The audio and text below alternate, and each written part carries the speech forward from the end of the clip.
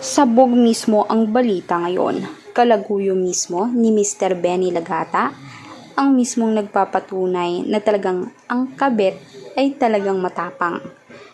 Nakita mismo at finalo sa social media kung saan makikita sa TikTok account niya. Pero ngayon, nag-deactivate, naging private na ang mga videos nito kung saan sinupalpal niya ang legal na sana na itong si Jezabel Sagon, kung saan na pinaparinggan niya at talaga namang pinipiko niya rin ito sa sitwasyon nila. Automatic talaga na from Coastal Guard ay talaga namang switch to tricycle driver na. Ika naman ni babae ay talagang masayang pamilya nila ngayon, kahit hindi naman kay lalaki ang mismong ipinagbubuntis nito. Ngayon naman, mas malaki talagang kasong maaaring maitapal dito.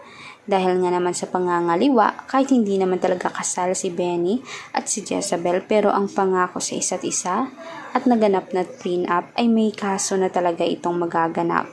Lalo na malaki din ang binigay niyang depresyon, anxiety dito sa high girl. Alam naman natin kung gaano talaga kamahal ng batas ang mga kababaihan, kung saan dapat ay hindi ipinagsawalang bahala lamang. Kaya ngayon, umabot na ito sa nakakaitaas. Kaya naman anong magiging reaction niyo dito mga kanetizen? I-komento niyo sa baba ang inyong mga opinion kung gusto niyo bang makulong si Mr. Benny o bibigyan pa talaga ng second chance. Kaya huwag kalimutan mag-subscribe, i-click ang notification bell at laging i-share ang ating videos on public para lagi kayong updated. Salamat po.